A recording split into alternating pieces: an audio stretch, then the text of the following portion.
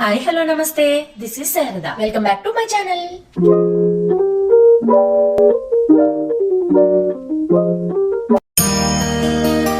Hi hello. మనం ఏ పూజకైనా ముందుగా మనం చేసేది విఘ్నేశ్వరుడి పూజ. ఆ విఘ్నేశ్వరుడి పూజతోనే మన పూజ ప్రారంభమవుతుంది. ఇప్పుడు నేను ఎకో ఫ్రెండ్లీ వినాయకుడిని ఇంటిలోనే మట్టితో చేయాలనుకుంటున్నాను.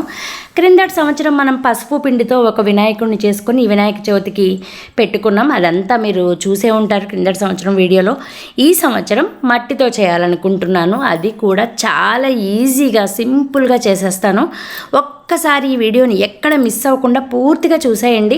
నా ఏకదంతుణ్ణి, వక్రతుండుణ్ణి, గౌరీ తనయుణ్ణి, మనబొజ్జ గణపయ్యని ఇంట్లోనే ఇలా ఈజీగా చేసేసుకుని మనం పర్యావరణాన్ని పరిరక్షించే పనిలో మన వంతు సాయం కూడా మనం కొంచెం చేసేద్దాము. అందుకే మన వంతు సాయంగా మనం ఇంట్లో ఇలా ఏకో ఫ్రెండ్లీ వినాయకుడిని చేసుకుని ఇంట్లోనే నిమజ్జనం చేసుకుంటే మనం పర్యావరణాన్ని కాపాడిన వాళ్ళం అవుతాం. అందుకోసం ఇంట్లోనే ఇలా ఈజీగా వినాయకుడిని చేసేసుకోండి. నేనైతే ఎలా చేశానో మొత్తం అంతా నేను ఇక్కడ పెట్టేస్తాను. దాంతో అది సేమ్ ఫాలో అయిపోండి. బొజ్జ గణపయ్య ఎలా ఉన్నారో కూడా కామెంట్ సెక్షన్లో చెప్పండి. ఇంత ముందుగా ఎందుకు చేసేస్తున్నారు అని మీరు అనుకోవచ్చు. మీ అందరి కోసం అండి, మీరందరూ చేసుకోవడానికి వీలుగా ఉంటుందని నేను ముందుగా చేసి పెట్టేస్తున్నాను అనమాట. ఈ మట్టి వినాయకుడిని పసుపు పిండితో కూడా చేసుకోవచ్చు. అది కూడా మన ఛానల్లో వీడియో ఉంది, అసలు మిస్ అవ్వకుండా చూడండి.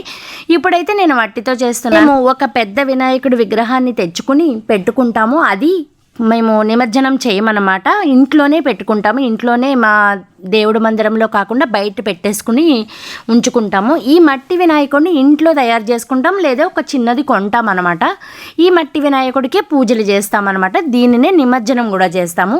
ఒక పెద్ద వినాయకుడిని ఎప్పుడు పెట్టుకుంటాము, ప్రతిసారి సంవత్సరం పెట్టుకుంటాము. ఈ సంవత్సరం తెచ్చుకున్నది వచ్చే సంవత్సరాన్ని మేము నిమజ్జనం చేస్తాము అనమాట. అందుకని సంవత్సరం అంతా అది మా ఇంట్లోనే ఉంటుంది. మేము వినాయక చవితికి తెచ్చుకున్న విగ్రహము.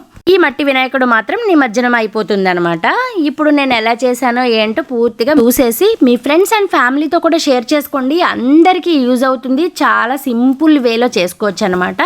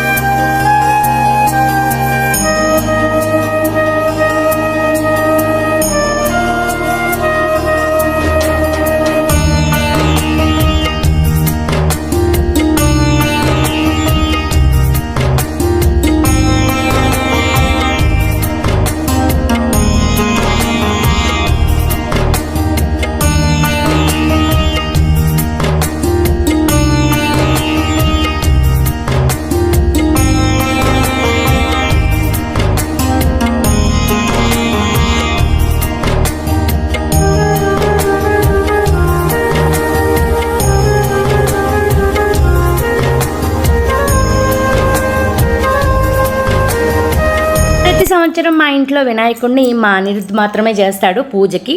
తను వచ్చాక మళ్ళీ చేయిస్తాను. ఈలోపు నేను చేసేసానమాట. ఇలా నేను చిన్న ఎలుకని, చిన్న మూషికాన్ని కూడా చేశాను.